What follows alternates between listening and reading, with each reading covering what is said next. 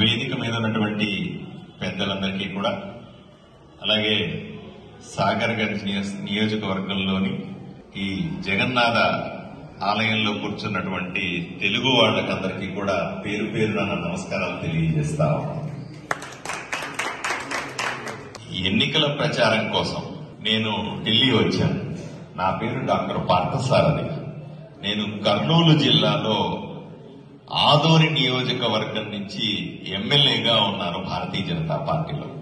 అలాగే national secretary, జాతీయ కార్యదర్శిగా ఓబీసీ మోర్చా బీజేపీలో కూడా ఉన్నాను. అలాగే మినిస్ట్రీ ఆఫ్ డిఫెన్స్ లో భారత్ ఎలక్ట్రానిక్స్ కి ఇండిపెండెంట్ డైరెక్టర్ గా కూడా పనిచేస్తా ఉన్నాను. ఈ ఢిల్లీలో ఎన్నికలు జరుగుతున్న సందర్భంలో ఆంధ్రప్రదేశ్ లో ఉన్న ఎమ్మెల్యేగా ఉన్న నన్ను ఈ ఎలక్షన్ లో పనిచేయమని ఇక్కడికి పార్టీ పంపింది. ఆ సందర్భంగా నేను మీతో కలిసే అదృష్టం వచ్చింది. నాకు 4 విషయాలు మాత్రమే చెప్తాను.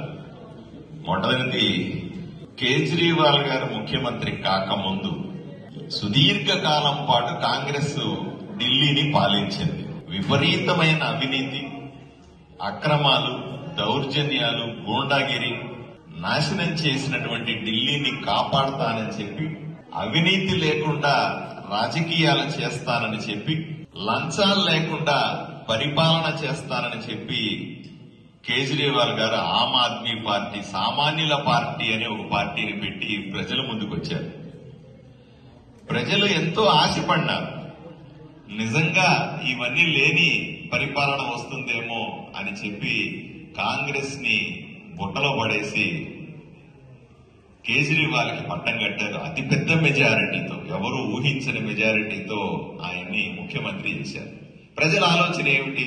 బ్రహ్మాండమైన పరిపాలన వస్తుంది, ఢిల్లీ అంతా బాగుపడిపోతుంది, లంచాలు లేకపోతే ఇంకేముంది, ఎక్కడి నుంచి? ఎందుకంటే ఢిల్లీ అంటే మీరందరూ ఎలాగా వచ్చారో ఆంధ్రప్రదేశ్, తెలంగాణ నుంచి, అలాగే భారతదేశంలో ఉన్నటువంటి అన్ని రాష్ట్రాల నుంచి కూడా ఢిల్లీకి వచ్చి నివసించే వాళ్ళు ఉంటారు, ఇక్కడ బతుకు తెరువు చూసుకునే వాళ్ళు ఉంటారు. అలా ఊహించినటువంటి ఢిల్లీ ప్రజలకి రాగానే నిజంగానే గొప్ప పరిపాలన వస్తుందంటే అట్లా ఏమి రాలా. అవినీతి లేదన్నాడు, మళ్ళీ కొద్ది కొద్దిగా అసలు రంగు బయట పెట్టినాడు. మన దగ్గర కూడా జగన్మోహన్ రెడ్డి ముఖ్యమంత్రిగా ఓ పక్క, కేసీఆర్ ముఖ్యమంత్రిగా ఇంకో పక్క, 2 తెలుగు రాష్ట్రాల్లో ఉన్న ముఖ్యమంత్రులు ఇద్దరూ కూడా అత్యంత అవినీతి పరులు, కుంభకోణాల్లో నెంబర్ 1, 2లు. ఈయన నేరుగా పోయి వాళ్ళతో కలిసినాడు. ఆంధ్రప్రదేశ్ లో జగన్మోహన్ రెడ్డితో దగ్గర ఉన్నటువంటి ఒక ఎంపీని తీసుకున్నాడు, తెలంగాణలో కేసీఆర్ దగ్గర ఉన్నటువంటి సొంత కూతురు ఎంపీని తీసుకున్నాడు. ఇద్దరిని తీసుకుని ఈ మద్యం మాఫియాని సృష్టించి ఒక కుంభకోణాన్ని తయారు చేశాడు. దేశం ఎప్పుడూ చూడలే ఇట్లాంటి కుంభకోణాన్ని. తెలుగు రాష్ట్రాల్లో ఉన్న ఇద్దరిని తీసుకుని ఢిల్లీలో ఉన్న సాక్షాత్తు ముఖ్యమంత్రి, ఉప ముఖ్యమంత్రి అందరూ కలిసి 1000 కోట్ల కుంభకోణం. మీరు గమనించే ఉంటారు, కుంభకోణం జరిగిందని చాలా రోజుల తర్వాత బయటకు వచ్చింది. విపరీతంగా ప్రతి 100 అడుగులకి, ప్రతి 100 అడుగులకి ఒక మందు షాప్ పెట్టారు ఢిల్లీలో. మద్యం బలవంతంగా అమ్మించారు, టార్గెట్లు పెట్టి అమ్మించారు. ఇదే ఆంధ్రప్రదేశ్, తెలంగాణలో కూడా జరిగింది. ఆంధ్రప్రదేశ్ లో దుర్మార్గుడైనటువంటి జగన్మోహన్ రెడ్డి ముఖ్యమంత్రి ఉండగా కూడా అదే జరిగింది. టార్గెట్లు పెట్టి తాగించినారు. ఎక్కడా లేని మద్యం లేబుల్ తీసుకుని కొత్త మద్యాన్ని వీళ్లే తయారు చేసి, మా దగ్గర అయితే జగన్మోహన్ రెడ్డి సొంతంగా తయారైంది, ఆయన ఫ్యాక్టరీలో తయారైన మద్యాన్ని తీసుకుని ప్రజలకు అమ్మినాడు. ఎప్పుడు మన పేర్లు కూడా వినుండవు. అట్లాంటివి అమ్మి ప్రజల ఆరోగ్యంతో ఆట్లాడుకున్నాడు. అదే ఢిల్లీలో కూడా జరిగింది. రకరకాల బ్రాండ్లు అమ్మినారు, రకరకాల కొటేషన్లు పెట్టినారు, లిక్కర్ ధర పెంచారు, ఆడుకున్నారు. ఢిల్లీ ప్రజల ఆరోగ్యంతో ఆట్లాడుకొని పెద్ద మొత్తంలో డబ్బులు చేతులు మారాయి. ఈరోజు ఆయన చెప్తాడు, నా మీద అన్యాయంగా కేసు పెట్టారని. ఏమంటే సూటిగా ప్రశ్నిస్తాం, మేమే అందరి మీద ఎవడన్నా వచ్చి అమాయకంగా కేసు పెట్టచ్చా అండి? మీరేదో వ్యాపారమో, ఉద్యోగమో లేదా రాజకీయమో చేస్తా ఉన్నారు.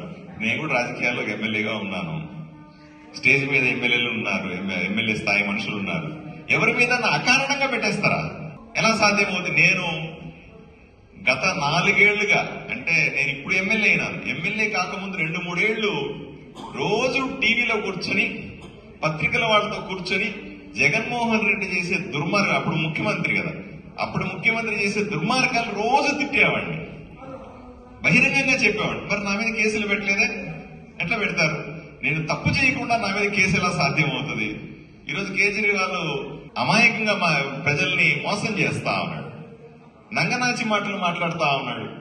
నేను అమాయకుడిని, నా మీద కేసు పెట్టారు, నా మీద కేసు పెట్టారు. ఎందుకు పెడతారండి? ఏమీ లేక ఇంత పెద్ద పెద్ద టావులు బండలు వందల పేజీల కొద్దీ కోర్టులో అఫిడవిట్లు డాక్యుమెంట్ చేశారు. కేజ్రీవాల్ ఈ విధంగా డబ్బులు తీసుకున్నాడు, ఇన్ని వందల కోట్లు తీసుకున్నాడు, ఈ రకంగా తీసుకున్నాడు, ఇక్కడ ఖర్చు పెట్టినాడు, ఈ అకౌంట్ లోకి వచ్చినాయి, పలానా మనుషులకు దీన్ని హ్యాండిల్ ఇంత సాక్ష్యాధారాలతో సహా కేజ్రీవాల్ చేసినటువంటి అవినీతిని బయట పెడితే నేను అమాయకుడిని ఎలా చెప్పుకుంటాడు? ఆయన వచ్చింది అవినీతి లేకుండా చేస్తానని, చేసింది మాత్రం పెద్ద అవినీతి కుంభకోణం. మరి ఎలా నమ్మమంటారు? ఢిల్లీని అమ్మేస్తున్నాడు. పోనీ ఆ ఢిల్లీ అంతా కూడా ఏదైనా అభివృద్ధి జరిగిందా అంటే, ఏ కొంచెం అభివృద్ధి జరిగినా అది నరేంద్ర మోదీ గారు ఇచ్చినటువంటి కేంద్ర ప్రభుత్వ నిధులతో జరిగిన అభివృద్ధి తప్ప కేజ్రీవాల్ చేసింది ఏమీ లేదు. ఏమయ్యా ఎందుకు చేయలేదు అంటే, కేంద్రం నన్ను చేయనివ్వట్లేదు అంటాడు. మంచి పని చేస్తే ఎవరు వద్దంటారా? ఊరిని అభివృద్ధి చేస్తే ఎవరన్నా కాదంటారా? నీ దృష్టి అభివృద్ధి మీద లేదు. ఎంతసేపు 4 మంచి మాటలు చెప్పడం, అమాయకులని లేనిపోని విషయాలు చెప్పి మోసం చేయడం, డబ్బులు దండుకోవడం.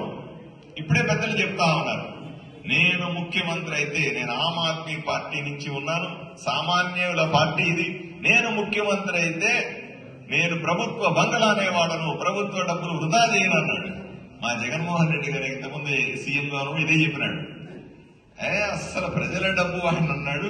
విశాఖపట్నంలో మీరు చూసుకోండి ఒకసారి న్యూస్, ఎప్పుడన్నా మీరందరూ కూడా ఎప్పటికప్పుడు తెలుగు న్యూస్ కూడా చదువుతారనుకుంటా. విశాఖపట్నంలో జగన్మోహన్ రెడ్డి ముఖ్యమంత్రిగా 500 కోట్ల రూపాయలు ఖర్చు పెట్టి పెద్ద ప్యాలెస్ కట్టినాడు. ఆ ప్యాలెస్ ఏం చేయాలి ఇప్పుడు తెలియట్లేదు మనకి.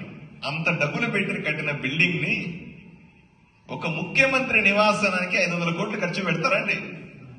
అలాగే కేజ్రీవాల్ కూడా ఢిల్లీలో కోట్లాది రూపాయలు ఖర్చు పెట్టి బంగ్లా తయారు చేసుకున్నాడు. మళ్ళీ ఆమ్ ఆద్మీ పార్టీ మనిషి అంటాడు. ఎన్ని కుంభకోణాలు చదువుతున్నాం ఢిల్లీలో. స్కూలు కుంభకోణం అంటారు, లేదా ఎక్విప్మెంట్ కుంభకోణం అంటారు, ఆక్సిజన్ కుంభకోణం అంటారు, ఇళ్లకు సంబంధించిన కుంభకోణం అంటారు, మద్యం కుంభకోణం. ఇన్ని కుంభకోణాలు చేసిన మనిషి ముఖ్యమంత్రిగా ఎలా కొనసాగుతాడు?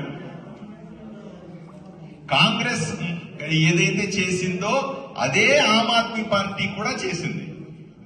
పార్టీలో తేడా కాని చేసిన పని అదే. దీన్ని పోగొట్టాల్సిన బాధ్యత మనందరి మీద ఉంది.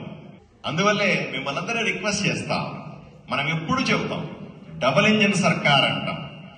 కేంద్రంలో నరేంద్ర మోదీ నాయకత్వంలో ఉన్నటువంటి ప్రభుత్వం ఉండాలి, రాష్ట్రంలో కూడా నరేంద్ర మోదీ గారి నాయకత్వంలో భారతీయ జనతా పార్టీ భాగస్వాములుగా ఉన్నటువంటి కూటమి లేదా భారతీయ జనతా పార్టీ ఇక్కడ అధికారంలో ఉండాలి. ఆంధ్రప్రదేశ్ లో కూడా అదే జరిగింది. నేను ఆంధ్రప్రదేశ్ నేను ఎమ్మెల్యే గెలిచినప్పుడు, నేను గెలిచి 6 నెలలు అయింది. మేము చెప్పింది అదే, కేంద్రంలో నరేంద్ర మోదీ ఉంటారు, ఆంధ్రప్రదేశ్ లో చంద్రబాబు గారి నాయకత్వంలో కూటమిలో భారతీయ జనతా పార్టీ కలిసి ఉన్నటువంటి ప్రభుత్వం ఉంటే బ్రహ్మాండంగా అభివృద్ధి చెందుతున్నాం. 6 నెలల్లో ఎప్పుడూ చూడని అభివృద్ధిని ఆంధ్రప్రదేశ్ లో చేసి చూపిస్తా ఉన్నాం. ఈరోజు అటువంటి అభివృద్ధి జరగాలంటే నిజంగా దేశానికి తల లాంటిది ఢిల్లీ. అంతేకాదు శరీరం అంతా రకరకాల రాష్ట్రాలు అయితే తల మాత్రం ఢిల్లీ. ఇటువంటి నగరం అభివృద్ధి చెందాలంటే తప్పనిసరిగా భారతీయ జనతా పార్టీ అధికారంలో ఉంటేనే సాధ్యమవుతుంది. లేకపోతే కేంద్ర ప్రభుత్వం డబ్బులు ఇవ్వట్లేదు, నరేంద్ర మోదీ గారు అభివృద్ధి చేయనివ్వట్లేదు, మాకు అడ్డం పడతా ఉన్నారు, మాకు ఇది చేయట్లేదు అది చేయట్లేదు సాకు చూపించి ఢిల్లీని సర్వనాశనం చేసే అవకాశం ఉంది. కాబట్టి మిమ్మల్ని అందరినీ కూడా చేతులెత్తి వేడుకుంటా ఉన్నాం. దయచేసి ఈ 10 రోజుల పాటు మీరందరూ కూడా కేవలం మీకు మాత్రమే కాదు అందరికీ కూడా వీధి వీధి గ్రామాలను తిరగండి, ప్రతి ఒక్క వ్యక్తిని మోటివేట్ చేయండి.